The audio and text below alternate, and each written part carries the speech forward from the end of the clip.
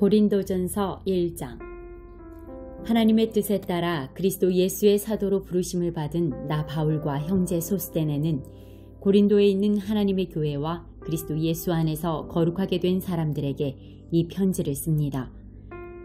여러분은 방방곡곡에서 우리 주 예수 그리스도의 이름을 부르는 모든 사람들과 함께 거룩한 사람으로 부르심을 받았습니다.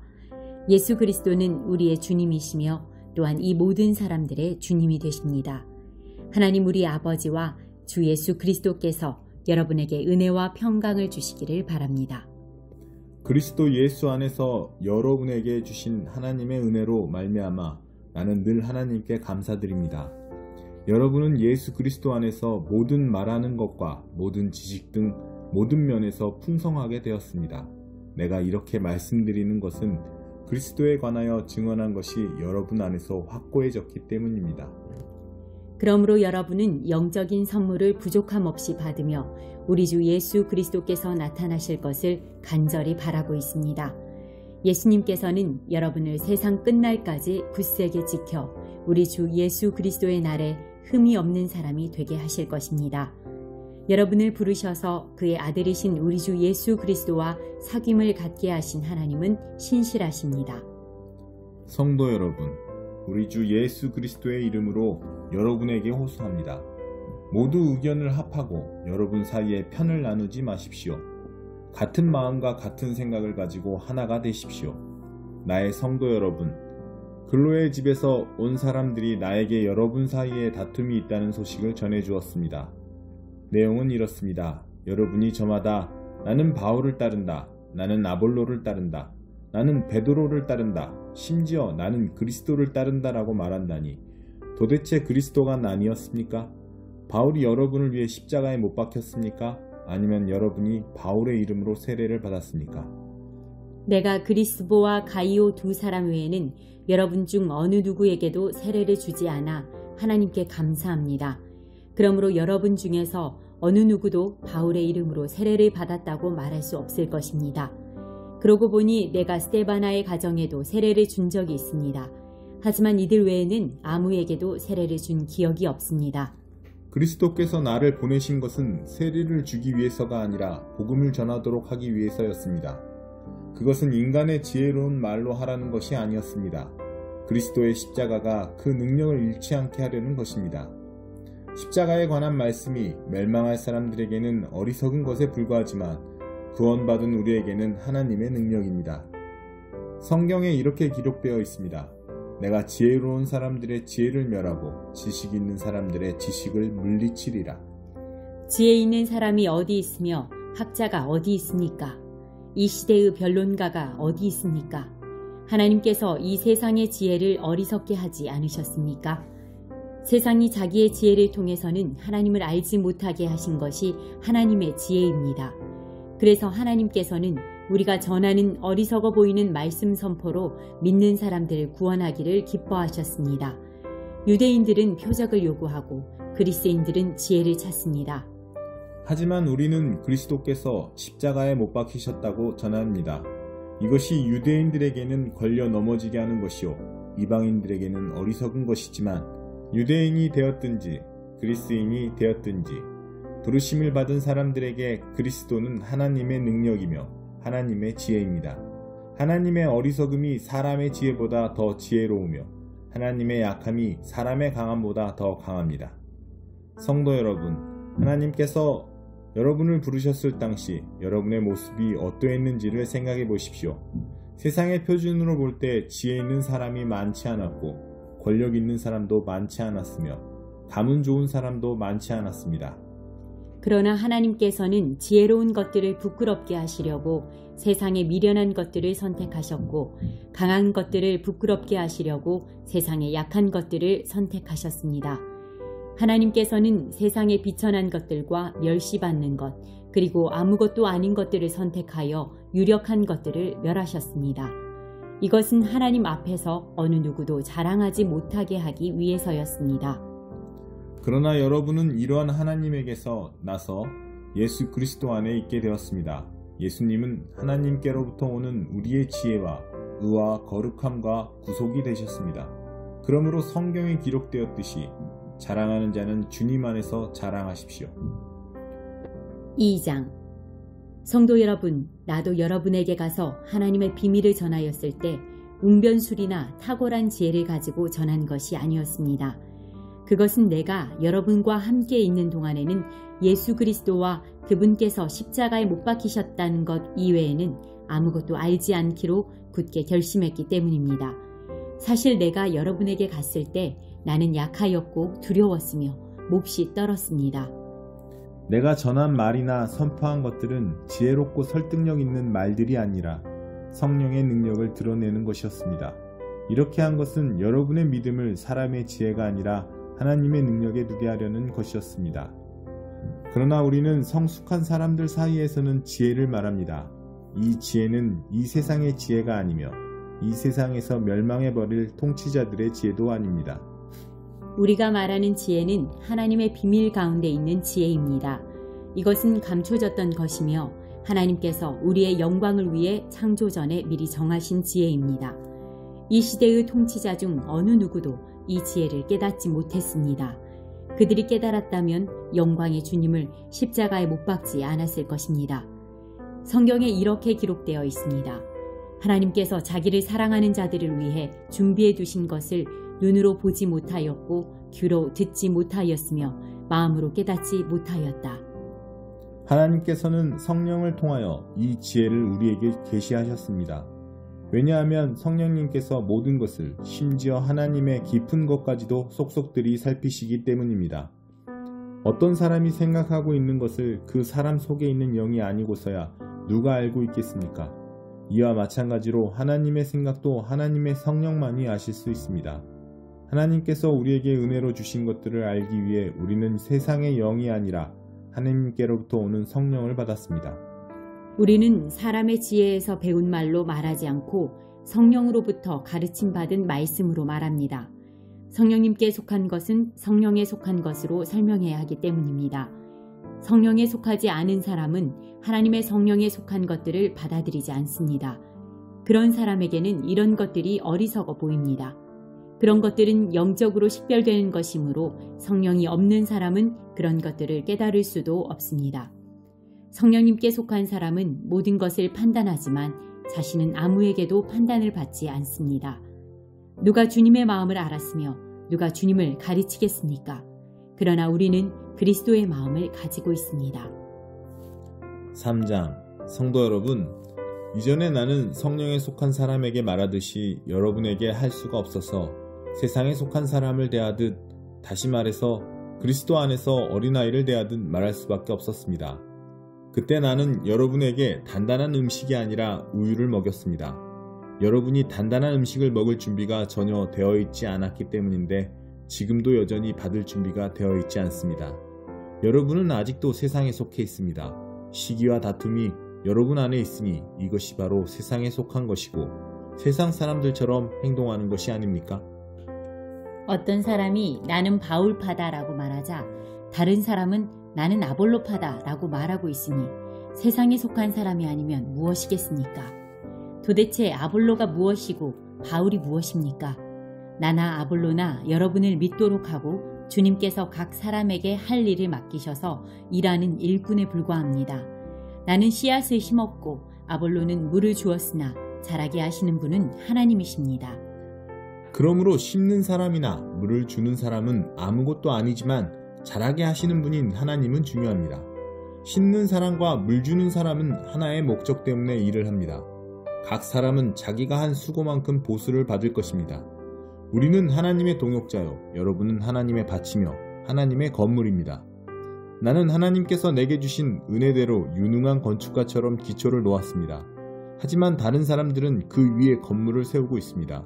그러나 각 사람은 이 기초 위에 어떻게 건물을 세워야 할지 주의해야 합니다.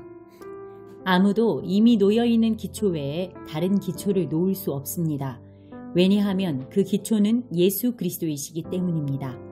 어떤 사람이 이 기초 위에 금이나 은이나 보석이나 또는 나무나 풀이나 집 등을 이용하여 건물을 세울 것인데 각 사람이 일한 성과가 드러나게 될 것입니다. 그날은 불로 나타나기 때문에 일한 것이 밝히 드러날 것입니다. 그래서 그 불이 각 사람의 한 일을 검증할 것입니다.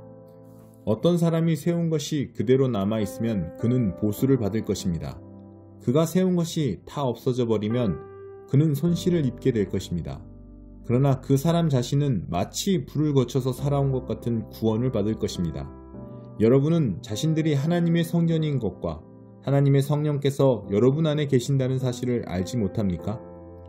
누구든지 하나님의 성전을 멸하면 하나님께서 그 사람을 멸하실 것입니다. 그것은 하나님의 성전은 거룩하며 여러분 자신이 바로 그 성전이기 때문입니다. 자신을 속이지 마십시오. 여러분 중에 어떤 사람이 이 세상의 표준에 따라 자신이 지혜 있는 사람이라는 생각이 들거든 진정 지혜 있는 자가 되기 위해서 어리석은 사람이 되십시오. 이 세상의 지혜는 하나님께서 보시기에 어리석은 것입니다. 그것은 성경에 하나님께서 지혜 있는 자들을 자기 꾀에 빠지게 하신다고 기록되어 있으며 또한 주님께서는 지혜 있는 사람들의 생각이 헛되다는 것을 아신다고 기록되어 있기 때문입니다. 그러므로 아무도 사람과 관련하여 자랑하지 마십시오. 모든 것이 여러분의 것입니다. 바울이나 아볼로나 게바나 세상이나 생명이나 죽음이나 현재일이나 장래일이나 할 것 없이 모든 것이 다 여러분의 것입니다. 그리고 여러분은 그리스도의 것이며 그리스도는 하나님의 것입니다. 고린도전서 4장. 이처럼 여러분은 마땅히 우리가 그리스도의 일꾼이요 하나님의 비밀을 맡은 관리자로 생각해야 합니다. 맡은 사람에게 더없이 요구되는 것은 충성입니다. 나는 여러분에게 판단을 받든지 세상 법정에서 판단을 받든지 전혀 개의치 않습니다. 심지어 나 스스로도 나를 판단하지 않습니다. 나는 양심에 걸리는 것이 조금도 없습니다. 그렇다고 해서 내가 흠이 없다는 말은 아닙니다. 나를 판단하시는 분은 주님이십니다.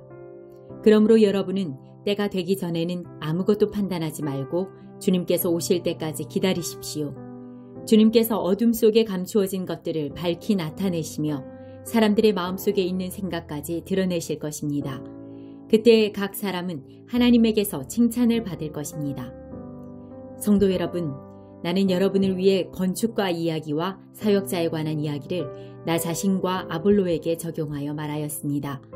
이렇게 한 것은 여러분에게 기록된 말씀의 범위 이상을 벗어나지 말라는 말의 의미를 배우게 하기 위함입니다. 그러므로 여러분은 어느 한 사람은 치켜 세우고 다른 사람은 깔보는 일을 하지 마십시오. 여러분을 별다르게 생각하는 사람이 누구입니까? 여러분이 하나님께로부터 받지 않은 것이 무엇이 있습니까? 모두 받은 것인데 왜 받지 않은 것처럼 자랑하고 있습니까? 여러분은 벌써 배가 불렀습니다. 이미 부자가 되었습니다. 우리 없이도 이미 여러분은 왕노릇을 하였습니다. 우리도 여러분과 함께 왕노릇 할 수 있도록 차라리 여러분이 진짜 왕이었으면 좋겠습니다. 내 생각에는 하나님께서 우리 사도들을 마치 사형 선고를 받은 사람처럼 맨 꼴찌로 내놓은 것 같습니다. 그래서 우리는 세상과 천사들과 사람들에게 구경거리가 되었습니다. 우리는 그리스도를 위하여 어리석은 사람이 되었습니다만 여러분은 그리스도 안에서 지혜로운 사람이 되었습니다. 우리는 약하지만 여러분은 강합니다. 여러분은 존경을 받으나 우리는 멸시를 받습니다.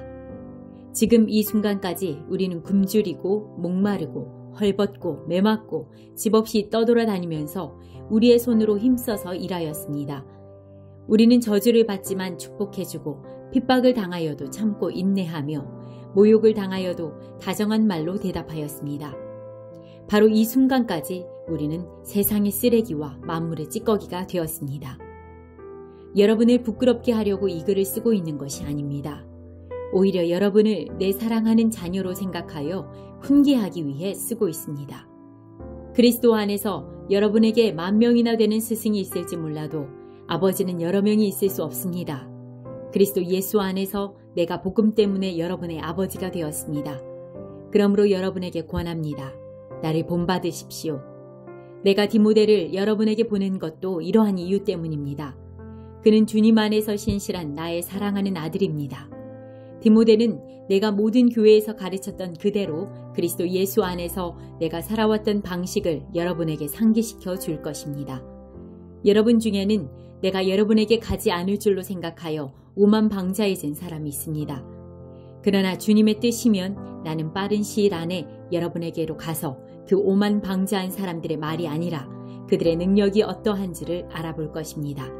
그것은 하나님의 나라는 말에 있지 않고 능력에 있기 때문입니다. 여러분은 무엇을 더 원하십니까? 내가 여러분에게 갈 때 채찍을 가지고 가는 것이 좋겠습니까? 아니면 사랑과 온유한 심정을 가지고 가는 것이 좋겠습니까? 5장. 여러분 사이에 음행이 있다는 소문이 들립니다. 어떤 사람이 계모를 데리고 살고 있다고 하는데 그와 같은 음행은 이방인들 사이에서도 볼 수 없는 일입니다. 그런 사실을 알고도 여러분은 자만하고 있습니까? 오히려 여러분은 슬퍼하고 이런 음행을 행한 사람을 여러분 가운데서 쫓아내야 하지 않겠습니까? 내가 비록 몸은 여러분에게서 떨어져 있지만 마음으로는 여러분 곁에 있어 마치 내가 그곳에 있는 것처럼 이미 그런 짓을 행한 사람을 심판하였습니다. 여러분이 우리 주 예수님의 이름으로 함께 모이고 나의 마음이 우리 주 예수님의 권능과 함께 여러분과 함께 있으니 그 사람을 사탄에게 내어주어 그 사람의 죄의 본성은 멸망당하더라도 영혼은 우리 주님의 날에 구원받게 해야 할 것입니다. 여러분이 자랑하는 것은 옳지 않습니다. 적은 양의 누룩이 반죽 덩어리 전체를 부풀게 한다는 속담을 알지 못하십니까? 여러분은 새 반죽이 되기 위해 묵은 누룩을 없애버리셔야 합니다. 6월절 어린 양이신 그리스도께서 죽으셨으므로 사실 여러분은 누룩이 들어있지 않은 새 반죽이 되었습니다. 그러므로 악의와 악독으로 가득 찬 묵은 누룩이 아니라 성실함과 진리로 가득한 누룩이 들어있지 않은 빵으로 6월절을 지킵시다. 나는 이미 편지에 음행하는 사람과 사귀지 말라고 썼습니다. 내 말은 음행하거나 탐욕스럽거나 속이거나 우상 숭배하는 이 세상 사람들과 전혀 어울리지 말라는 의미가 아닙니다. 그러려면 이 세상 밖으로 나가야 합니다. 내가 지금 어울리지 말라고 쓴 것은 어떤 사람이 그리스도인이라고 말은 하면서 음행하거나 탐욕이 있거나 우상을 숭배하거나 남을 모함하거나 술에 젖어 살거나 약탈하거나 한다면 그런 사람들과 어울리지 말라는 말입니다. 그런 사람들과는 음식도 같이 먹지 말라는 것입니다. 교회 밖에 있는 사람들을 심판하는 것이 내가 성관해야 할 일입니까? 여러분들이 심판해야 할 사람들은 교회 안에서 죄를 짓는 사람들이 아닙니까? 하나님께서는 교회 밖에 있는 사람들을 심판하실 것입니다. 여러분 중에서 악한 자를 쫓아내십시오. 6장. 여러분 사이에 어떤 다툼이 생겼을 때 왜 그 일의 옳고 그름을 신도들 앞에서 가리려 하지 않고 세상 법정에 맡기려고 하십니까? 여러분은 신도들이 세상을 판단하게 될 것임을 알지 못하십니까? 이처럼 세상이 여러분에게 판단을 받아야 마땅할 터인데 어째서 여러분이 여러분 사이의 사소한 분쟁조차 판단할 능력이 없단 말입니까? 심지어 여러분은 천사들조차도 우리가 판단하게 될 것임을 알지 못합니까? 그럴진데 하물며 이 세상에 속한 일을 여러분이 어째서 감당할 수 없단 말입니까? 그런데도 여러분 사이에 생긴 사소한 분쟁거리를 놓고 어찌하여 여러분은 교회가 하찮게 여기는 세상 사람들을 여러분의 재판관으로 세운단 말입니까? 지금 내가 이 말을 하는 것은 여러분을 부끄럽게 하려는 것입니다. 도대체 교회 안에는 신도들 사이에 이런 분쟁을 해결할 만한 지혜로운 사람이 한 사람도 없단 말입니까? 그래서 신자가 같은 신자인 믿음의 형제에 맞서 서로 고소하고 더욱이 믿지 않는 세상 사람들의 법정 앞에서 시시비비를 가린단 말입니까? 여러분끼리 서로 고소하는 것 자체가 신자인 여러분에게는 이미 패배한 줄을 왜 모르십니까? 형제에게 억울한 일을 당하거든 손해보는 셈치고 그냥 달게 받아들이십시오. 차라리 그냥 속아주십시오. 그런데 그러기는커녕 여러분은 스스로 불의를 행하면서 속여 빼앗습니다. 그것도 교우들에게 그렇게 행하고 있습니다. 그런 짓을 행하는 자들은 하나님의 나라를 상속받지 못한다는 것을 여러분은 알지 못합니까? 스스로 착각하지 마십시오. 성적으로 문란한 자들, 우상 숭배자들, 간음하는 자들, 남창 노릇을 하는 자들, 동성연애를 하는 자들, 도둑질하는 자들, 탐욕을 부리는 자들, 술꾼들, 남을 헐뜯는 자들, 그리고 다른 사람을 속여 사기를 치는 자들은 결코 하나님의 나라를 상속받을 수 없습니다. 여러분 중에도 이런 사람들이 더러 있었습니다. 그러나 여러분 대다수는 우리 주 예수 그리스도의 이름으로 또 우리 하나님의 성령으로 죄 씻음을 받아 거룩하게 되었고 의롭게 되었습니다. 나에게는 모든 것이 다 허용되어 있습니다. 하지만 모든 것이 다 유익한 것은 아닙니다. 나에게는 모든 것이 다 허용되어 있습니다. 하지만 나는 아무것도 얽매이지 않을 것입니다. 음식은 배를 채우기 위해 있고 배는 음식으로 채워지기 위해 있습니다. 하지만 하나님께서는 음식도 배도 둘 다 모두 없애버리실 것입니다. 우리 몸은 성적인 문란함을 위해서 있는 것이 아니라 주님의 영광을 나타내기 위해서 있는 것이며 또한 주님은 우리 몸을 위해 계십니다. 하나님께서 우리 주 예수를 죽은 자들 가운데서 살리셨으니 그분의 권능으로 우리 역시 죽은 자들 가운데서 살리실 것입니다. 여러분은 여러분의 몸이 그리스도의 지체라는 것을 알지 못합니까? 그러할진대 그리스도의 지체인 여러분이 창녀와 몸을 섞음으로써 창녀의 지체가 되게 해서야 되겠습니까? 절대로 그럴 수 없습니다.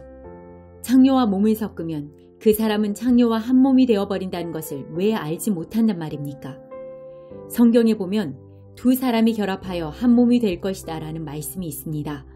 그러나 여러분이 자기 자신을 주께 바침으로써 주와 합한다면 여러분은 주와 한 영이 됩니다. 그러므로 성적으로 방탕해서는 결코 안 됩니다. 세상의 다른 모든 죄는 몸 밖에서 저질러지는 것이지만 성적인 음행의 죄는 자기 몸에게 죄를 짓는 것입니다. 여러분의 몸은 성령의 집입니다. 즉 여러분 안에는 하나님께로부터 주어진 성령이 상주하고 계시는 바 곧 성령의 집인 것입니다. 여러분의 몸은 여러분 자신의 것이 아닙니다.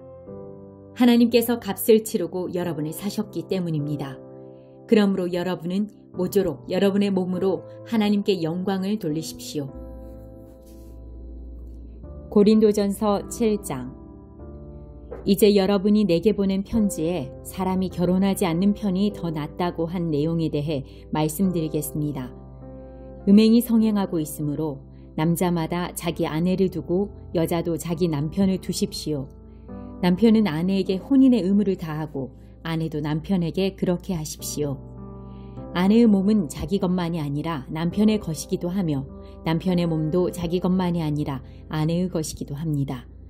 남편과 아내는 서로 합의하여 기도에 전념하기 위해 얼마 동안 떨어져 있는 경우를 제외하고는 서로 떨어져 있지 마십시오. 잠시 떨어져 있는 경우라도 사탄이 여러분의 약함을 틈타 시험할지 모르니 그 후에는 다시 합치십시오. 이것은 내가 충고로 드리는 말씀이지 명령은 아닙니다. 나는 모든 사람이 나처럼 지내기를 바랍니다. 하지만 각 사람마다 하나님께 받은 은사가 달라서 어떤 사람은 이러하고 또 다른 사람은 저러합니다. 결혼하지 않은 사람들과 과부들에게 말합니다. 여러분들도 나처럼 결혼하지 않고 지내는 것이 여러분에게 좋습니다. 그러나 자신을 절제할 수 없거든 결혼하십시오. 욕정에 불타는 것보다 결혼하는 편이 낫습니다. 이제 이미 결혼한 사람들에게 명령합니다. 이것은 나의 명령이 아니라 주님의 명령입니다. 아내는 남편과 헤어지지 마십시오. 남편과 헤어지는 일이 있게 된다면 결혼하지 말고 그대로 혼자 지내든지 아니면 전 남편과 다시 합쳐야 합니다. 남편 역시 아내를 버려서는 안 됩니다. 그 외의 사람들에게 말합니다. 이것은 주님의 말씀이 아니라 내 생각입니다. 어떤 남자 신자에게 믿지 않는 아내가 있는데 그 아내가 남편과 함께 살고 싶어 하면 그 아내를 버려서는 안 됩니다. 어떤 여자 신자에게 믿지 않는 남편이 있는데 그 남편이 아내와 함께 살고 싶어 하면 그 남편을 버려서는 안 됩니다. 그것은 믿지 않는 남편이 아내를 통해 거룩해지고 믿지 않는 아내가 남편을 통해 거룩해지기 때문입니다. 그렇지 못하다면 여러분의 자녀도 깨끗하지 못할 것입니다. 하지만 여러분이 보시다시피 여러분의 자녀는 거룩합니다. 그렇지만 만일 믿지 않는 남편이 헤어지려 하면 그렇게 하도록 하십시오. 믿는 남자나 여자나 그런 상황에서는 상대방에게 얽매일 필요가 없습니다. 하나님께서는 우리를 평화롭게 살게 하려고 부르셨습니다. 아내된 사람이여, 그대가 남편을 구원할지 어떻게 알겠습니까? 남편 된 사람이여, 그대가 아내를 구원할지 어떻게 알겠습니까? 각 사람은 주님께서 각 사람에게 나눠주신 대로 그리고 하나님께서 부르신 위치를 그대로 유지하며 살아가십시오. 이것은 내가 모든 교회에 세워준 원칙입니다.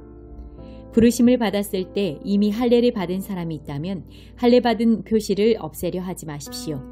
그러나 부르심을 받았을 때 할례를 받지 않은 사람이 있다면 할례를 받으려 하지 마십시오. 할례를 받았느냐 받지 않았느냐 하는 것은 아무것도 아닙니다. 하나님의 계명들을 지키는 것이 중요합니다. 각 사람은 하나님께서 그를 부르셨을 때의 상태 그대로 살아가십시오. 노예였을 때 부름을 받았습니까? 그것 때문에 마음 상해하지 마십시오. 그러나 혹시 자유를 얻을 기회가 생기면 그 기회를 활용하십시오. 주님 안에서 부르심을 받았을 때 노예인 사람은 주님께 속한 자유인입니다. 이와 마찬가지로 부르심을 받았을 때의 자유인인 사람은 그리스도의 노예입니다. 여러분은 값을 치르고 산 사람들입니다. 더 이상 사람들의 노예가 되지 마십시오. 성도 여러분, 여러분 각 사람은 부르심을 받은 위치에 그대로 머물러 계시면서 하나님께 책임을 다하시기 바랍니다. 이제 여러분이 편지에 언급한 결혼하지 않은 처녀들에 관해 말하고자 합니다. 이 부분에 대해서는 특별히 주님으로부터 받은 명령이 없습니다. 하지만 나는 주님의 자비하심을 힘입어 믿을 만한 사람이 되어 의견을 제시하고자 합니다. 현재 겪고 있는 위기를 생각하면 결혼하지 않은 사람은 현재대로 지내는 것이 더 좋다고 생각합니다. 아내가 있는 사람이 있습니까? 아내와 헤어지려 하지 마십시오. 아내와 헤어졌습니까? 아내를 구하려고 하지 마십시오. 그러나 여러분이 결혼한다고 해도 죄를 짓는 것은 아닙니다. 처녀가 결혼한다고 해도 죄를 짓는 것은 아닙니다. 다만 결혼한 뒤에는 이 세상에서 겪는 환난을 맞이하게 될 것입니다. 나는 여러분을 아껴서 이런 말을 하였습니다. 성도 여러분, 내가 하고자 하는 말은 이렇습니다. 시간이 얼마 남지 않았습니다. 지금부터는 아내가 있는 사람들은 아내가 없는 사람처럼 사십시오.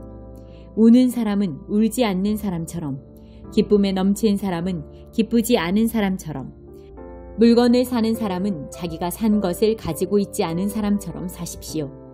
세상 물건을 쓰는 사람은 그것들의 마음이 빼앗기지 않은 사람처럼 사십시오. 그것은 이 세상의 현재 모습이 지나가고 있기 때문입니다. 나는 여러분이 마음 쓰는 것 없이 살기를 바랍니다. 결혼하지 않은 남자는 어떻게 하면 주님을 기쁘시게 할까 하고 주님의 일에 마음을 씁니다. 그러나 결혼한 남자는 어떻게 하면 아내를 기쁘게 해줄까 하며 세상 일에 마음을 쓰게 됩니다. 결혼한 남자의 마음은 이렇게 나뉘어집니다.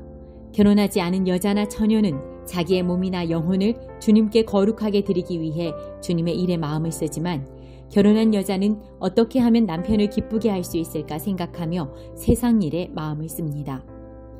여러분 자신의 유익을 위해서 내가 이런 말을 하는 것이지 여러분을 속박하려고 그러는 것이 아닙니다. 나는 여러분이 나뉘지 않은 마음으로 자신을 주님께 드려 바르게 생활하기를 바랄 뿐입니다. 어떤 남자에게 약혼한 여자가 있는데 자기가 그 여자에게 적절하지 못하게 행동하고 있다는 생각이 들고 더욱이 약혼녀가 혼기를 지날 만큼 나이가 들게 되어 여자와 결혼해야 할 것 같다고 판단된다면 원하는 대로 행하십시오. 죄 짓는 것이 아닙니다. 두 사람은 결혼하는 것이 좋습니다. 그러나 자기 마음에 결혼하지 않기로 굳게 결심을 하고 또 반드시 결혼을 해야 되는 것도 아니고 자신이 욕정을 억제할 능력이 있어서 약혼한 처녀와 결혼하지 않기로 결심을 했다면 그것도 잘하는 것입니다. 그러므로 자기가 약혼한 처녀와 결혼을 하는 것도 잘하는 것이지만 결혼하지 않는 것은 더 잘하는 것입니다. 여자는 남편이 살아있는 동안에는 남편에게 매인 몸입니다. 그러나 남편이 죽으면 자기가 원하는 사람과 자유롭게 결혼할 수 있습니다. 단 남편 될 사람은 반드시 주님을 믿는 사람이어야 합니다. 이것은 내 판단입니다만 그런 여자는 재혼하지 않고 혼자 지내는 것이 더 행복할 것 같습니다. 나에게도 하나님의 성령이 있다고 생각합니다. 8장. 이제 우상에게 제물로 바친 음식을 먹는 문제에 대해 말씀드리겠습니다. 여러분이 우리는 다 지식이 있다고 주장하는 것을 우리는 알고 있습니다. 그러나 지식은 교만하게 하고 사랑은 덕을 세운다는 사실입니다. 어떤 사람이 자기가 무엇인가 안다고 생각하면 그 사람은 마땅히 알아야 할 것을 아직은 모르고 있는 사람입니다. 그러나 그 사람이 하나님을 사랑하면 하나님께서도 그 사람을 알아주십니다. 이제 우상에게 제물로 바친 음식을 먹는 문제에 대해 이야기해 봅시다. 우리는 세상에서 우상이란 아무것도 아니며 하나님은 오직 한 분뿐이라는 사실을 알고 있습니다. 하늘에나 땅에나 신이라고 불리는 존재가 많이 있고 사실 많은 신이 있으며 많은 주가 있지만 우리에게는 아버지가 되시는 하나님 한 분만 계십니다. 만물이 그분에게서 나왔고 우리는 그분을 위해 살고 있습니다. 또 주 예수 그리스도도 한 분만 계십니다. 만물이 그분 때문에 창조되었고 우리도 그분 때문에 살고 있습니다. 그런데 누구나 이러한 진리를 아는 것은 아닙니다. 사람들 중에는 아직도 우상을 숭배하는 습관이 남아 있어서 우상에 바친 음식을 먹을 때 그것이 우상에 바친 음식이라고 생각하며 먹는 사람들이 있습니다. 그 사람들의 양심은 약해졌고 더럽혀졌습니다. 그러나 우리를 하나님께 가까이 나아가게 하는 것은 음식이 아닙니다. 음식을 먹지 않는다고 해서 손해되는 것은 아니며 음식을 먹는다고 해서 더 이루어지는 것도 아닙니다. 그렇지만 여러분에게 있는 자유를 행사할 때 그것이 믿음이 약한 성도들에게 걸림돌이 되지 않도록 주의하십시오. 지식이 있다는 여러분이 우상의 신전에서 음식을 먹고 있는 것을 믿음이 약한 성도가 본다면 그가 용기를 얻어 그 사람처럼 우상의 제물로 바친 음식을 먹지 않겠습니까? 이렇게 되면 믿음이 약한 성도는 여러분의 지식 때문에 망하게 되는 것입니다. 그리스도께서는 바로 그 성도를 위해 죽으셨습니다. 이런 식으로 여러분의 동료 성도들에게 죄를 짓고 그들의 약한 양심에 상처를 준다면 여러분은 그리스도께 죄를 짓는 것입니다. 그러므로 내가 먹는 음식 때문에 내 동료 성도들이 걸려 넘어지게 되면 그 사람이 걸려 넘어지지 않도록 하기 위해 나는 평생 고기를 먹지 않을 것입니다. 9장. 내가 자유인이 아니란 말입니까? 내가 사도가 아니란 말입니까? 내가 우리 주 예수님을 보지 못했단 말입니까? 여러분 자신이 내가 주님 안에서 일한 수고의 열매가 아닙니까? 내가 다른 사람들에게는 사도가 아닐지라도 여러분에게는 확실한 사도입니다. 왜냐하면 여러분이 주님 안에서 나의 사도직을 인정해 주었기 때문입니다. 나를 비판하는 사람들에게 나의 입장을 이렇게 밝힙니다. 우리에게 먹고 마실 권리가 없습니까? 다른 사도들과 주님의 동생들과 게바가 그런 것처럼 우리는 신자인 아내를 데리고 다닐 권리가 없습니까? 나와 바나바만 생계를 위해 일해야 한단 말입니까? 자기가 비용을 대가면서 군대 생활을 하는 사람이 어디에 있습니까? 포도 농사를 지으면서 그 포도원에서 나는 포도를 따먹지 않는 농부가 어디 있으며 양을 기르면서 거기서 나는 젖을 마시지 않는 사람이 또 어디에 있겠습니까? 내가 사회에서 일어나는 일만 가지고 이렇게 말하는 것은 아닙니다. 율법에도 이런 말이 있지 않습니까? 모세의 율법에 이같이 기록되어 있습니다. 곡식을 타작하는 소의 입에 망을 씌우지 마라. 하나님께서 소를 생각해서 이 말씀을 하신 줄 아십니까? 아니면 우리 모두를 위한 말씀이겠습니까? 이 말씀은 우리를 위해 기록된 말씀이 분명합니다. 밭을 가는 사람은 당연히 어떤 소망을 가지고 밭을 갈며 곡식을 타작하는 사람이 대가를 기대하며 일하는 것은 당연합니다.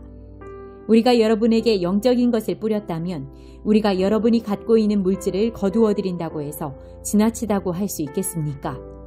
다른 사람들이 여러분에게 이런 것을 요구하는 권리를 가졌다면 우리는 그럴 권리가 더 있지 않겠습니까?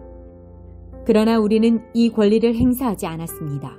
오히려 우리는 그리스도의 복음에 방해가 되지 않기 위해 모든 것을 참았습니다. 여러분은 성전에서 일하는 사람들이 성전에서 나오는 음식을 먹으며 제단에서 봉사하는 사람들이 제단에 바친 것 중에 일부분을 나누어 가진다는 사실을 알지 못합니까? 이와 같이 주님께서도 복음을 전하는 사람들은 복음을 전하는 일로 생활하라고 정하셨습니다. 그러나 나는 이러한 권리를 하나도 사용하지 않았습니다. 그렇다고 해서 여러분이 나에게 그렇게 해주기를 바라서 이 편지를 쓰는 것은 아닙니다. 내가 가지고 있는 이러한 자부심을 빼앗기기보다는 차라리 굶어 죽는 편이 더 낫습니다. 내가 복음을 전한다 해도 자랑할 것이 없는 것은 그것이 내가 당연히 해야 하는 일이기 때문입니다. 만일 내가 복음을 전하지 않는다면 나에게 화가 내릴 것입니다. 만일 내가 자원해서 복음을 전한다면 당연히 보수를 받을 것입니다. 그러나 자원해서 하는 일이 아니라면 이것은 내게 맡기신 직무를 다하는 것일 뿐입니다. 그러면 내가 받을 상이 무엇입니까? 바로 이것입니다. 내가 복음을 전할 때 아무 대가도 받지 않고 전하는 것과 복음을 전하면서 나의 권리를 사용하지 않는 것입니다. 나는 자유인이며 어느 누구에게도 매여 있지 않습니다. 그러나 나는 되도록 많은 사람을 얻기 위해 스스로 많은 사람의 종이 되었습니다. 유대인들에게는 유대인들을 얻고자 유대인처럼 되었습니다.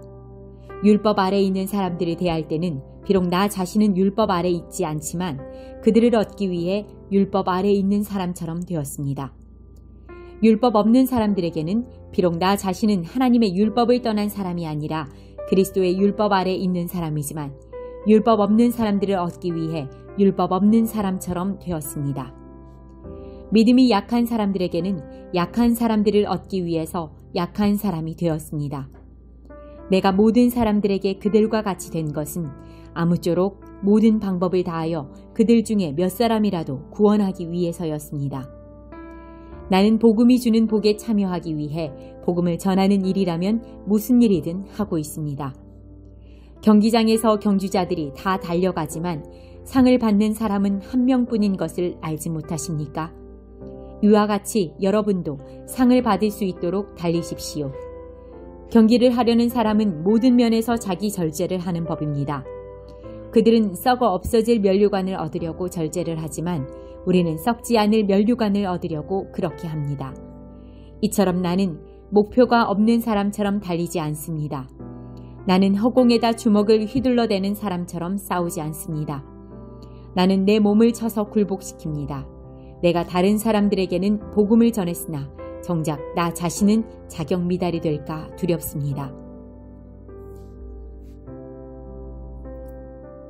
고린도전서 10장. 성도 여러분, 여러분이 알았으면 하는 것이 있습니다. 그것은 우리 조상들이 다 구름 아래 있었으며 바다를 무사히 건넜던 일입니다. 조상들은 모두 구름과 바다 가운데서 세례를 받아 모세에게 속하게 되었습니다.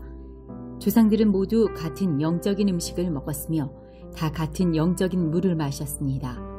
조상들은 그들의 동반자인 영적인 반석에서 나오는 물을 마신 것입니다.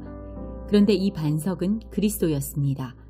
그러나 하나님께서는 조상들 대부분을 기뻐하지 않으셔서 그들은 광야에서 죽어 흩어지게 되었습니다. 이런 일은 우리에게 본보기가 되어 우리는 그들처럼 악한 일을 즐겨하지 말라는 경고가 됩니다. 여러분 중에 우상 숭배를 하는 사람들이 있는데 여러분은 그들처럼 우상 숭배하지 마십시오. 성경에 백성들이 앉아 먹고 마셨으며 일어나 춤을 추었다고 기록되어 있습니다. 조상들 중에 가늠한 사람이 있었는데 우리는 그들처럼 가늠하지 맙시다. 그들이 가늠하다가 하루에 23,000명이 죽임을 당했습니다. 또 우리 조상들 중에는 주님을 시험하다가 뱀에 물려 죽은 사람들이 있었습니다. 우리는 그들처럼 주님을 시험하지 맙시다. 조상들 중에는 불평을 늘어놓다가 멸망시키는 천사에게 멸망당한 사람들이 있었습니다. 그러니 여러분들은 불평하지 마십시오. 이 모든 일들은 우리 조상들에게 본보기로 일어난 일들이며 세상의 종말이 다가오는 시대에 살고 있는 우리에게 경고를 하기 위해 기록되었습니다. 그러므로 자기가 굳게 서 있다고 생각하는 사람은 넘어지지 않도록 주의하십시오. 누구나 겪는 시험 이외에 여러분에게 닥칠 시험은 없습니다. 하나님은 신실한 분이셔서 여러분이 감당할 수 있는 능력 이상의 시험을 당하도록 내버려 두지 않으십니다. 그리고 여러분이 시험을 당할 때에 시험을 견디고 거기서 빠져나올 수 있는 길을 주십니다. 그러므로 나의 사랑하는 여러분, 우상 숭배를 멀리하십시오. 나는 여러분에게 판단력이 있다고 생각하여 이 말씀을 드립니다. 내가 한 말을 판단해 보십시오. 우리가 축복하는 축복의 잔이 그리스도의 피에 참여하는 것이 아니란 말입니까? 또 우리가 나누어 먹는 빵이 그리스도의 몸에 참여하는 것이 아니란 말입니까? 빵이 하나이기에 우리 모두가 하나의 빵을 먹는 것은 우리가 여럿이라도 모두 하나의 몸인 것입니다. 이스라엘 사람들을 생각해 보십시오. 희생 제물을 먹는 사람들은 제단에 참여하는 사람들이 아닙니까? 내가 말하려는 것이 우상에 바친 음식이나 우상이 무슨 대단한 것이라도 된다는 의미로 들립니까? 그렇지 않습니다. 사람들이 제단에 바치는 것은 귀신에게 바치는 것이지 하나님께 바치는 것이 아닙니다. 나는 여러분들이 귀신과 사귀는 사람이 되는 것을 원하지 않습니다. 여러분은 주님의 잔을 마시고 동시에 귀신의 잔을 마실 수는 없으며 주님의 식탁에 참여하면서 귀신의 식탁에 참여할 수는 없습니다. 우리가 주님을 질투하게 만들어서야 되겠습니까? 우리가 주님보다 더 강한 자란 말입니까? 모든 것이 허용되었다고 여러분은 말하지만 모든 것이 다 유익한 것은 아닙니다. 또 모든 것이 허용되었다고들 그러지만 모든 것이 다 덕을 세우는 것은 아닙니다. 누구나 자기 유익을 구해서는 안 되고 다른 사람의 유익을 구하여야 합니다. 시장에서 파는 고기는 어떤 것이 되었든지 양심을 위해 꼬치꼬치 캐묻지 말고 그냥 사 먹으십시오. 땅과 그 안에 가득한 것이 다 주님의 것이기 때문입니다. 주님을 믿지 않는 사람이 여러분을 식사에 초대하여 여러분이 그 집에 가거든 차려놓은 음식은 양심을 위해 꼬치꼬치 캐묻지 말고 무엇이나 드십시오. 그러나 누가 이 음식은 제물로 바쳤던 것이요 라고 말하면 말해준 그 사람과 그의 양심을 위해 그 음식을 먹지 마십시오. 내가 여기서 말하는 양심은 여러분 자신의 양심이 아니라 다른 사람의 양심을 의미하는 것입니다. 왜 나의 자유가 다른 사람의 양심에 의해 판단을 받아야 합니까? 내가 감사하고 음식을 먹는데 내가 음식을 먹은 것 때문에 비난받아야 할 이유가 어디에 있습니까? 그러므로 여러분은 먹든지 마시든지 무엇을 하든지 모든 것을 하나님의 영광을 위해 하십시오. 유대인에게나 이방인에게나 하나님의 교회의 걸림돌 같은 존재가 되지 마십시오. 나처럼 하십시오. 나는 나의 유익을 구하지 아니하고 많은 사람들의 유익을 구하였습니다. 많은 사람들이 구원받도록 모든 면에서 모든 사람들을 기쁘게 하려고 하였습니다. 11장 내가 그리스도의 본을 따른 것처럼 여러분도 나의 본을 따르십시오. 여러분이 모든 일에 나를 기억하고 있고 내가 여러분에게 전하여 준 것을 붙들고 있으므로 여러분을 칭찬합니다. 그러나 여러분이 깨달았으면 하는 것이 하나 있습니다. 그것은 모든 남자의 머리는 그리스도며 여자의 머리는 남자이며 그리스도의 머리는 하나님이시라는 사실입니다. 남자가 머리에 무엇을 쓰고 기도를 하거나 예언을 하면 그것은 자기의 머리가 되시는 그리스도를 욕되게 하는 것입니다. 그러나 여자가 머리에 무엇을 쓰지 않고 기도를 하거나 예언을 하면 그것은 자기의 머리를 욕되게 하는 것입니다. 그것은 삭발한 것이나 다름이 없습니다. 여자가 머리에 무엇을 쓰지 않으려면 머리를 밀어버리십시오. 머리를 밀어내는 것이 여자에게 부끄러운 것이라면 무엇으로든 머리를 가리기 바랍니다. 남자는 하나님의 형상과 영광이므로 머리를 가려서는 안 됩니다. 그러나 여자는 남자의 영광입니다. 그것은 남자가 여자로부터 생겨난 것이 아니라 여자가 남자로부터 생겨났기 때문입니다. 또한 남자가 여자를 위해 창조된 것이 아니라 여자가 남자를 위해 창조되었습니다. 그러므로 천사들 때문에 여자는 권위의 표를 그 머리 위에 지녀야 합니다. 그러나 주님 안에서는 여자가 남자 없이 독자적으로 존재하지 않고 남자도 여자 없이 독자적으로 존재하지 않습니다. 왜냐하면 여자가 남자로부터 생겨난 것처럼 남자는 여자를 통해 태어났기 때문입니다. 그러나 모든 것들이 하나님으로부터 생겨났습니다. 여러분 스스로 한번 판단해 보십시오. 여자가 머리에 무엇이든지 쓰지 않고 하나님께 기도하는 것이 옳은 일입니까? 자연 그 자체가 여러분에게 교훈하듯이 남자가 머리를 길게 하면 명예롭지 못합니다. 그러나 여자가 긴 머리를 하는 것은 그 여자에게 영광이 됩니다. 긴 머리는 여자에게 머리를 가리는 역할을 합니다. 이 문제에 대해 다른 의견을 제기하는 사람이 있다면 내가 말할 수 있는 것은 우리나 하나님의 교회나 이것 외에 다른 풍습은 받지 않았다는 사실입니다. 이제부터 말하는 내용에 대해서는 여러분을 칭찬하지 않겠습니다. 그것은 여러분의 모임이 유익이 되는 것보다는 해가 되기 때문입니다. 첫째로, 내가 듣기로는 여러분이 교회에서 모일 때 파벌이 생긴다고 하는데 나는 그것이 어느 정도는 사실이라고 믿습니다. 여러분 중에서 누가 하나님께 인정받는 사람인지 분명하게 드러나게 하기 위해서는 다른 점도 있어야 할 것입니다. 그러니 여러분이 한자리에 모여 나누는 식사는 성만찬을 나누는 것이 아닙니다. 먹을 때 각자가 자기 것을 먼저 갖다 먹어버리기 때문에 어떤 사람은 굶주리고 어떤 사람은 술에 취합니다. 여러분에게 먹고 마실 집이 없습니까? 여러분이 하나님의 교회를 멸시하고 가난한 사람들에게 굴욕감을 주려는 것입니까? 내가 더 이상 무슨 말을 하겠습니까? 이런 행동에 대해 잘했다고 칭찬할까요? 이번 일에 대해서는 절대로 칭찬할 수가 없습니다. 내가 여러분에게 전해준 것은 주님께 받은 것입니다. 주 예수님께서 배반당하시던 날 밤에 빵을 들고 감사기도를 드리신 다음 빵을 떼시고 이렇게 말씀하셨습니다. 이것은 너희를 위한 내 몸이다.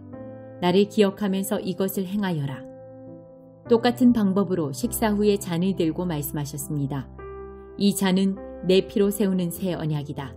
이 잔을 마실 때마다 나를 기억하면서 이것을 행하여라. 여러분은 이 빵을 먹고 잔을 마실 때마다 주님이 오실 때까지 주님의 죽으심을 전하십시오. 그러므로 누구든지 합당하지 않은 태도로 빵을 먹거나 주님의 잔을 마시는 사람은 주님의 몸과 피를 범하는 죄를 짓는 것입니다. 각 사람은 자신을 점검한 후에 빵을 먹고 잔을 마셔야 합니다.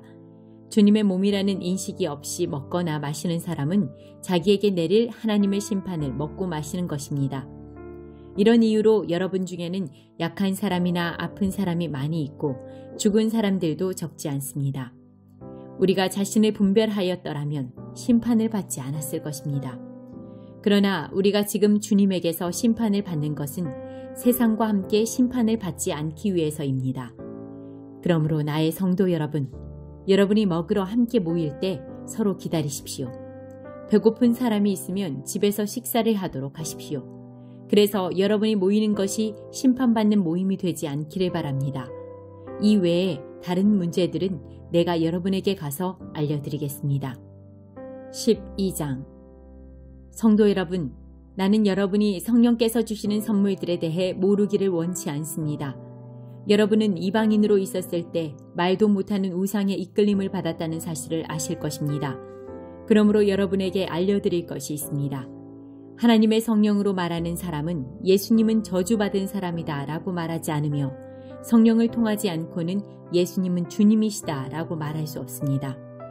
선물은 다양하지만 성령은 같은 성령이십니다. 섬기는 일은 다양하지만 주님은 같은 주님이십니다.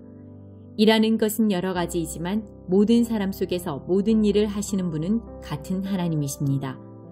성령께서 각 사람에게 나타나신 것은 공동의 이익을 얻게 하려는 것입니다. 어떤 이는 성령으로부터 지혜의 말씀을, 다른 사람은 동일한 성령에게서 지식의 말씀을 받았습니다. 또 어떤 사람은 같은 성령으로부터 믿음을, 다른 사람은 병 고치는 능력을, 다른 사람은 기적을 행할 수 있는 능력을, 또 다른 사람은 예언을, 다른 사람은 영들을 구별할 수 있는 능력을, 또 다른 사람들은 다양한 언어로 말할 수 있는 능력을, 어떤 사람은 그 언어들을 통역할 수 있는 선물을 받았습니다. 이 모든 일은 한 분이신 같은 성령께서 하시는 일입니다. 성령께서는 그분이 원하시는 대로 각 사람에게 이런 것들을 나누어 주십니다. 몸은 하나이지만 많은 지체들이 있고 몸의 지체들이 많이 있지만 한 몸인 것처럼 그리스도도 그와 같습니다. 우리는 유대인이든지 그리스인이든지 종이든지 자유인이든지 모두 한 성령으로 세례를 받아 한 몸을 이루었고 모두 한 성령을 모시게 되었습니다. 몸은 하나의 지체가 아니라 많은 지체들로 이루어져 있습니다. 발이 나는 손이 아니므로 몸의 일부가 아니다 라고 말한다고 해서 발이 몸의 일부분이 아니라고 하겠습니까? 귀가 나는 눈이 아니라 몸의 일부가 아니다 라고 말한다고 해서 몸의 일부분이 아니라고 하겠습니까? 온몸이 눈이라면 어떻게 듣겠습니까? 온몸이 귀라면 어떻게 냄새를 맡겠습니까? 그러나 사실 하나님께서는 그분이 원하시는 대로 몸 안에 각각 다른 기능을 하는 여러 지체를 두셨습니다. 모든 것이 하나의 지체뿐이라면 몸은 어디 있겠습니까? 그러나 지금 그런 것처럼 지체는 많아도 몸은 하나입니다. 눈이 손에게 너는 내게 필요 없어 라고 할 수 없으며 머리가 발에게 너는 내게 쓸데없어 라고 말할 수 없습니다. 이와는 반대로 몸에서 더 약해 보이는 부분이 오히려 요긴하며 몸에서 고귀하지 못하다고 생각하는 지체를 우리는 더욱 고귀하게 대하고 볼품없는 부분들을 더 품위 있게 꾸밉니다. 반면에 우리 몸 중에서 아름다워 보이는 부분들은 특별히 그럴 필요가 없습니다. 하나님께서는 몸의 지체들을 함께 모아 부족한 지체들에게 더욱 큰 영광을 주셨습니다. 그래서 우리 몸에 나눔이 없게 하시고 몸의 여러 지체들이 서로 돌보며 살게 하셨습니다. 몸의 한 지체가 고통을 당하면 모든 지체가 함께 고통을 당하고 한 지체가 영광을 받으면 모든 지체가 함께 기뻐합니다. 여러분들은 그리스도의 몸이며 한 사람 한 사람은 그 몸의 지체입니다. 하나님께서 교회 안에 일할 사람들을 세우셨습니다. 첫째는 사도들이요, 둘째는 예언자들이요, 셋째는 교사들이요, 그 다음에는 기적을 행하는 사람들이요, 또한 병 고치는 능력이 있는 사람들이요, 다른 사람들을 도와주는 사람들이요, 또 지도력이 있는 사람들, 그리고 방언을 말하는 사람들입니다. 모든 사람이 다 사도이겠습니까? 모두가 예언자이겠습니까? 모두가 교사이겠습니까? 모든 사람이 기적을 행하는 사람이겠습니까? 또 모두가 병 고치는 능력이 있는 사람이겠습니까? 모두가 방언으로 말하는 사람이겠습니까? 모두가 방언을 통역하는 사람이겠습니까? 하지만 여러분들은 더 큰 선물을 받도록 간절히 구하십시오. 이제 나는 여러분에게 가장 좋은 길을 보여드리겠습니다. 고린도전서 13장. 내가 사람의 방언과 천사의 말을 하더라도 내게 사랑이 없다면 나는 울리는 종과 시끄러운 꽹과리와 다를 게 없습니다. 내가 예언하는 선물을 받고 모든 비밀과 모든 지식을 헤아리고 또 산을 옮길 만한 믿음을 가지고 있다 하더라도 내게 사랑이 없다면 나는 아무것도 아닙니다. 내가 내 모든 재산을 나누어 주고 내 몸을 불사르게 내어준다 하더라도 사랑이 없으면 내가 얻는 것은 아무것도 없습니다. 사랑은 오래 참습니다. 사랑은 친절합니다. 사랑은 시기하지 않습니다. 사랑은 자랑하지 않습니다. 사랑은 교만하지 않습니다. 사랑은 무례히 행동하지 않습니다. 사랑은 자기 유익을 구하지 않습니다. 사랑은 쉽게 성내지 않습니다. 사랑은 원한을 품지 않습니다. 사랑은 불의를 기뻐하지 않고 진리와 함께 기뻐합니다. 사랑은 모든 것을 덮어주며 모든 것을 믿으며 모든 것을 소망하며 모든 것을 견뎌냅니다. 사랑은 영원합니다. 예언은 있다가도 없고 방언도 있다가 그치며 지식도 있다가 사라질 것입니다. 우리가 지금은 부분적으로 알며 부분적으로 예언하지만 완전한 것이 오면 부분적인 것은 사라지게 될 것이기 때문입니다. 내가 어렸을 때는 말하는 것이 어린아이와 같고 생각하는 것이 어린아이와 같고 깨닫는 것이 어린아이와 같았지만 어른이 되어서는 유치한 것들을 버렸습니다. 지금은 우리가 거울을 통해 보는 것 같이 희미하게 보지만 그때에는 얼굴과 얼굴을 마주 보듯이 보게 될 것입니다. 지금은 우리가 부분적으로 알지만 그때에는 하나님께서 나를 아신 것처럼 완전하게 알게 될 것입니다. 그런즉 믿음, 소망, 사랑 이 세 가지는 항상 있을 것인데 그 중에서 가장 위대한 것은 사랑입니다. 14장. 여러분은 사랑을 추구하십시오. 영적인 선물을 간절히 바라되 그 중에서도 특히 예언하기를 구하십시오. 방언을 말하는 사람은 사람에게 말하는 것이 아니라 하나님께 말하기 때문에 그가 하는 말을 알아들을 수 있는 사람이 없습니다. 그 사람은 자기의 영으로 하나님의 비밀을 말하는 것입니다. 이와는 달리 예언하는 사람은 사람에게 말을 합니다. 그는 사람들에게 덕을 세우며 용기를 북돋우고 위로를 주는 말을 합니다. 방언을 말하는 사람은 자기 자신에게만 덕을 세우지만 예언하는 사람은 교회에 덕을 세웁니다. 나는 여러분 모두가 방언을 말하기를 원하지만 더욱 원하는 것은 예언하는 것입니다. 교회에 덕을 세우기 위해서는 통역하는 사람이 없다면 방언을 말하는 것보다는 예언하는 사람이 더 위대합니다. 성도 여러분, 내가 여러분에게 가서 방언으로 말하고 계시나 지식이나 예언이나 교훈으로 말하지 않는다면 방언으로 말하는 것이 여러분에게 무슨 유익이 되겠습니까? 마찬가지로 저나 검은고와 같이 생명이 없는 악기가 악보대로 명확하게 구별되는 소리를 내지 않으면 그것이 무엇을 연주하는지 어떻게 알겠습니까? 나팔수가 분명한 소리를 내지 않으면 누가 전투 준비를 할 수 있겠습니까? 이처럼 여러분도 방언으로 알아듣지 못하는 말을 하면 여러분이 말하는 것을 어떻게 알아들을 수 있겠습니까?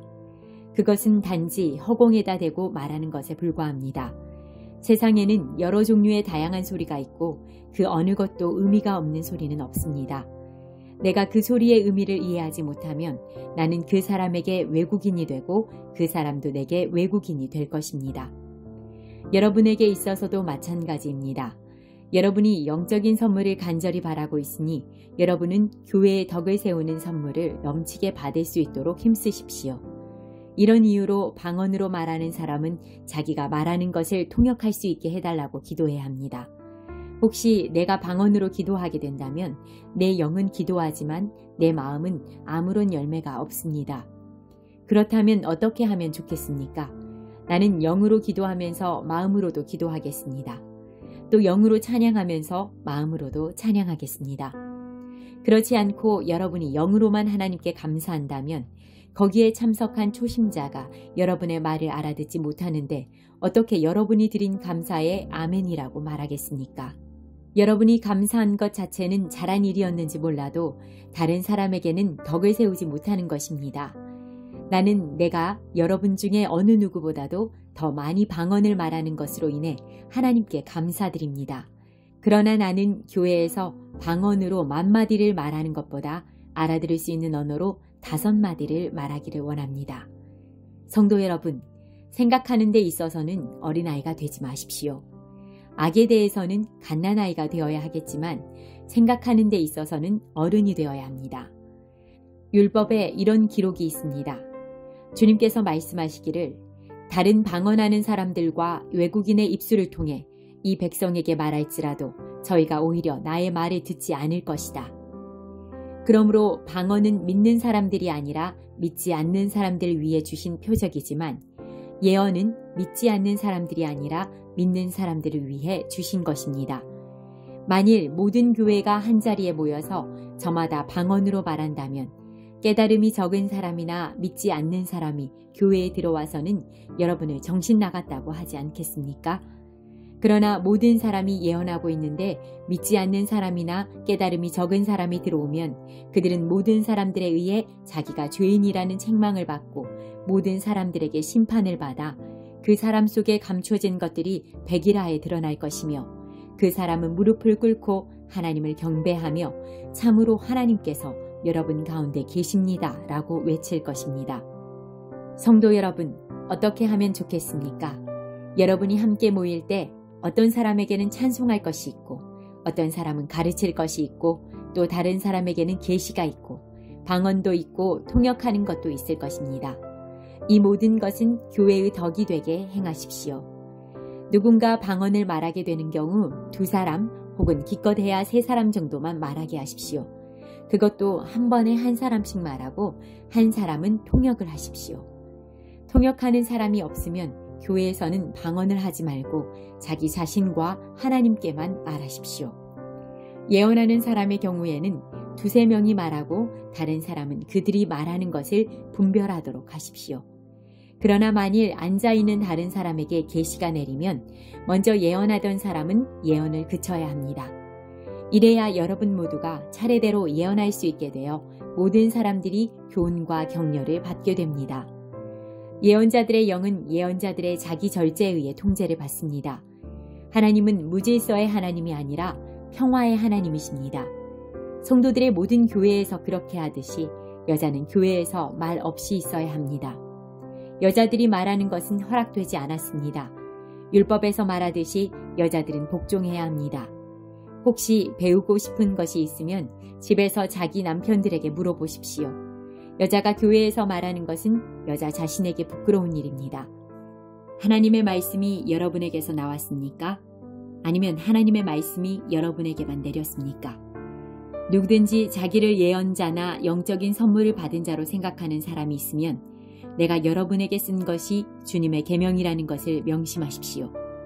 이러한 사실을 인정하지 않는 사람은 자신도 인정받지 못할 것입니다.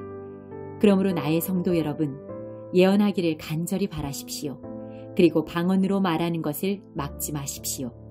다만 모든 것을 적당하게 하고 질서 있게 하십시오. 15장. 성도 여러분, 내가 여러분에게 전파한 복음에 대해 여러분에게 알려드리려고 합니다. 여러분이 받아 그 안에 굳게 선 복음 말입니다. 내가 여러분에게 전파한 말씀을 굳게 붙들고 헛되이 믿지 않으면 여러분은 이 복음으로 구원을 얻습니다. 내가 받은 가장 중요한 것을 여러분에게 전해주었습니다. 그리스도께서 성경에 기록된 대로 우리 죄를 위해 죽으신 것과 장사 지낸 바 되었다가 성경에 기록된 대로 3일 만에 다시 살아나셨다는 것과 그리고는 베드로에게 나타나시고 그 후에 12제자에게 나타나시고 그 후에 한 번에 500명이 넘는 사람들에게도 나타나셨다는 사실입니다. 그 사람들 중에는 이미 죽은 사람들도 있지만 대부분은 아직도 살아 있습니다. 그 후에 야고보에게, 그 다음에 모든 사도들에게 나타나시고 맨 마지막으로 조사나와 같은 나에게도 나타나셨습니다. 나는 모든 사도들 중에서 가장 작은 사람입니다. 나는 과거에 하나님의 교회를 핍박했던 사람이기 때문에 사도라고 불릴 자격이 없습니다. 그러나 지금의 나는 하나님의 은혜로 된 것이므로 내게 베푸신 그분의 은혜가 헛되지 않습니다. 나는 다른 사도들보다 더 열심히 일하였습니다. 그러나 그 일은 내가 한 것이 아니라 나와 함께 하시는 하나님의 은혜로 한 것이었습니다. 내가 되었든지 아니면 그 사람들이 되었든지 간에 우리가 전파한 복음은 이런 내용이고 여러분은 이것을 믿었습니다. 그리스도께서 죽은 자들 가운데서 다시 살아나셨다고 우리가 전파하는데 여러분 중에서 죽은 자들의 부활이 없다고 말하는 사람이 있는 것은 어찌 된 일입니까? 죽은 자들의 부활이 없다면 그리스도께서도 다시 살아나지 못하셨을 것입니다. 그리고 그리스도께서 다시 살아나지 못하셨다면 우리가 전파한 복음도 헛되며 여러분의 믿음도 헛될 것입니다. 그뿐만이 아닙니다. 우리는 하나님께서 그리스도를 다시 살리셨다고 그분에 대해 증언했으니 하나님에 대해 거짓 증언한 사람들로 판명될 것입니다. 죽은 자들이 다시 살아나지 못한다면 하나님께서 그리스도를 다시 살리지 않았을 것입니다. 참으로 죽은 자들이 다시 살아나는 일이 없다면 그리스도께서도 다시 살아나지 못했을 것입니다. 그리고 그리스도께서 살아나지 않으셨다면 믿음은 공허한 것이 될 뿐더러 여러분은 여전히 죄 가운데 있을 것입니다. 그렇게 되면 그리스도를 믿다가 죽은 사람들도 멸망했을 것입니다. 우리가 그리스도 안에서 소망하는 것이 이 세상 삶에 그친다면 우리는 이 세상 어느 누구보다도 불쌍한 사람들일 것입니다. 그러나 이제 그리스도께서는 죽은 자들 가운데서 다시 살아나 잠자는 자들의 첫 열매가 되셨습니다. 죽음이 한 사람을 통해 온 것처럼 죽은 자들의 부활도 한 사람을 통해 옵니다. 아담 안에서 모든 사람이 죽은 것 같이 그리스도 안에서 모든 사람이 생명을 얻게 될 것입니다. 하지만 각각 차례가 있습니다. 첫 열매이신 그리스도께서 먼저요. 그 다음에는 그리스도께서 재림하실 때 그리스도께 속한 사람들입니다. 그리고 나서 그리스도께서 모든 권력과 모든 권세와 능력을 멸하고 나라를 하나님 아버지께 돌려드릴 마지막 때가 올 것입니다. 그리스도께서는 모든 원수를 자기의 발 아래 두실 때까지 당연히 왕노릇해야 합니다. 그리스도께 멸망받을 마지막 원수는 죽음입니다. 성경에 하나님께서 모든 것을 그분의 발 아래 복종시키셨다라고 기록되어 있습니다.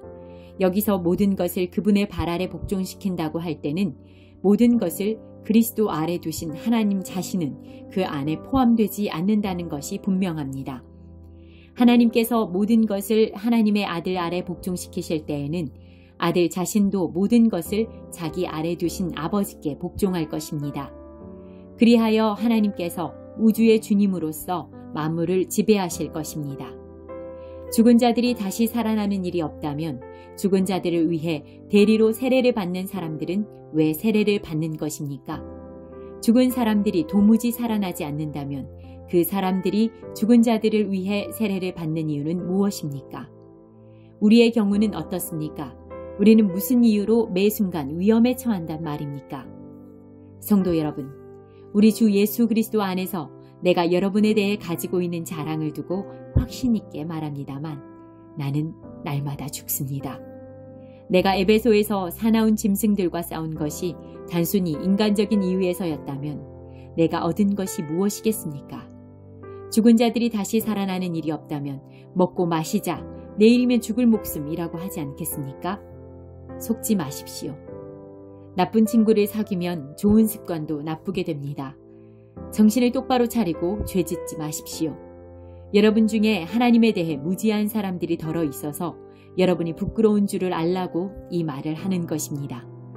그러나 죽은 자들이 어떻게 다시 살아나며 또 그들은 어떤 몸으로 나오게 되느냐라고 묻는 사람이 있을 것입니다. 참으로 어리석습니다. 여러분이 뿌리는 씨는 죽지 않으면 살아나지 못합니다.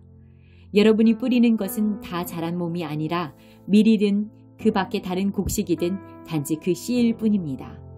그러나 하나님께서는 그분의 계획대로 뿌린 것에 몸을 주시며 씨앗 하나하나에 각각 알맞는 몸을 주십니다. 모든 육체가 똑같지는 않습니다.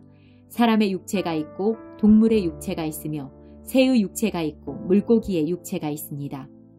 또한 하늘에 속한 몸만 있는 것이 아니라 땅에 속한 몸도 있습니다. 그러나 하늘에 속한 영광과 땅에 속한 영광이 각각 다릅니다. 해와 달과 별의 영광이 각각 다르고 별들 사이에서도 그 영광은 각기 다릅니다. 죽은 자들의 부활도 이와 같습니다. 썩을 몸을 심지만 썩지 않을 몸으로 다시 살아납니다. 비천한 몸을 심지만 영광스런 몸으로 다시 살아납니다. 또한 약한 몸을 심지만 능력 있는 몸으로 다시 살아납니다. 자연적인 몸을 심지만 신성한 몸으로 다시 살아납니다. 성령께 자연적인 몸이 존재한다면 신성한 몸도 존재합니다. 성경에 첫사람 아담이 살아있는 존재가 되었다고 기록된 것처럼 마지막 아담은 생명을 주는 영이 되었습니다. 그러나 신령한 몸이 먼저 있었던 것은 아닙니다. 자연적인 몸이 먼저 있었고 그 후에 신령한 몸이 왔습니다. 첫사람은 땅의 흙에서 왔고 둘째 사람은 하늘에서 났습니다.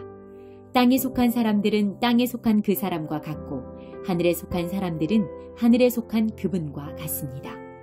우리가 땅에 속한 사람의 형상을 지니고 있는 것처럼 하늘에 속한 분의 형상을 지니게 될 것입니다.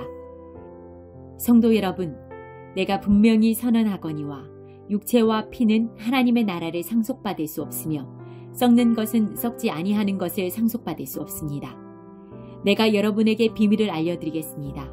우리는 다 잠잘 것이 아니라 변화될 것입니다. 마지막 나팔 소리가 울릴 때 눈 깜짝할 사이에 죽은 자들이 썩지 않을 몸으로 다시 살아나며 우리는 변화될 것입니다. 썩을 몸은 반드시 썩지 않을 몸을 입어야 하며 죽을 몸은 죽지 않을 몸을 입어야 합니다. 썩을 몸이 썩지 않을 몸을 입고 죽을 몸이 죽지 않을 몸을 입게 되면 승리가 죽음을 삼켜버렸다고 기록된 말씀이 사실로 드러나게 될 것입니다.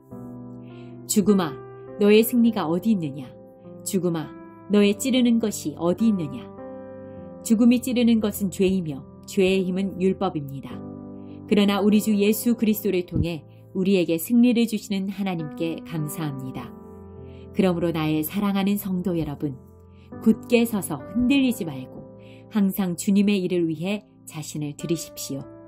주님을 위해 일한 여러분의 수고는 결코 헛되지 않는 것임을 기억하시기 바랍니다. 16장. 이제 성도들을 돕기 위한 헌금에 대해 말하고자 합니다. 내가 갈라디아의 여러 교회에게 지시한 대로 여러분도 그렇게 하십시오. 여러분은 매주 첫날 각자 할 수 있는 대로 자기 수입에 따라 얼마씩을 저축해 두십시오. 그리하여 내가 여러분에게 갈 때 헌금을 하느라고 마음 쓰는 일이 없게 하십시오. 내가 그곳에 가게 되면 여러분이 인정하는 사람에게 내가 소개장을 주어 그가 여러분이 모은 선물을 예루살렘으로 가져가게 하겠습니다. 만일 나도 가는 것이 더 좋다면 그들은 나와 함께 갈 것입니다. 나는 마케도니아에 갈 일이 있으니 그곳에 들렀다가 여러분에게 가려고 합니다. 여러분에게 가면 나는 얼마 동안 여러분과 함께 지낼 것 같습니다. 어쩌면 그곳에서 겨울을 날지도 모르겠습니다. 그런 뒤에 다음 목적지가 어디든지 간에 여러분이 그리로 나를 보내주시기 바랍니다. 나는 지금 지나가는 길에 잠깐 들러 여러분을 보려는 것이 아닙니다. 주님이 허락하신다면 한동안 여러분과 함께 지내고 싶습니다. 그러나 오순절까지는 에베소에 머물 예정입니다. 나를 대적하는 자들이 많기는 하지만 많은 일을 할 수 있는 큰 문이 내게 열려있기 때문입니다. 디모데가 그리로 가면 여러분과 지내는 동안 아무런 두려움이 없게 해주십시오. 디모데는 나와 마찬가지로 주님을 위해 일하는 사람입니다. 그러니 아무도 그를 업신여기지 마십시오. 디모데가 평안한 마음으로 내게 돌아오게 해주십시오. 나는 다른 성도들과 함께 디모데를 기다리고 있습니다. 형제 아볼로에 대해서 말씀드립니다. 나는 아볼로에게 성도 여러 명과 함께 여러분을 방문하라고 몇 번 권했으나 지금은 가고 싶은 마음이 없는 것 같습니다. 그러나 아볼로는 기회가 되면 여러분을 보러 갈 것입니다. 깨어 믿음에 굳게 서서 용감하고 강건하십시오. 모든 일을 사랑으로 하십시오. 내가 여러분께 권합니다. 여러분도 아시겠지만 스데바나 집안 사람들은 아가야 지방에서 제일 먼저 그리스도인이 된 가정이며 성도들을 섬기는 일에 헌신한 사람들입니다. 여러분은 이런 사람들과 또 그들과 함께 수고하는 모든 사람들에게 순종하십시오. 스데바나와 브드나도와 아가이고가 와서 나는 참 기쁩니다. 여러분을 만나지 못해 아쉬웠던 것을 이 사람들이 충족시켜 주었기 때문입니다. 이 세 사람들은 내 마음과 여러분의 마음을 상쾌하게 해주었습니다. 여러분은 이런 사람들을 알아주시기 바랍니다. 아시아의 여러 교회가 여러분에게 문안드립니다. 아굴라와 브리스가와 다 함께 이 두 사람의 집에 모이는 교회가 주님 안에서 여러분에게 진심 어린 문안 인사를 드립니다. 이곳에 있는 모든 성도들이 문안드립니다. 여러분은 거룩한 입맞춤으로 인사를 나누십시오. 나 바울은 이 마지막 인사를 내 손으로 직접 쓰고 있습니다. 주님을 사랑하지 않는 사람이 있다면 그 사람에게 하나님의 저주가 임할 것입니다. 주님, 오십시오. 주 예수님의 은혜가 여러분과 함께 하시기를 바랍니다. 나의 사랑이 그리스도 예수 안에서 여러분 모두에게 있기를 기원합니다. 아멘.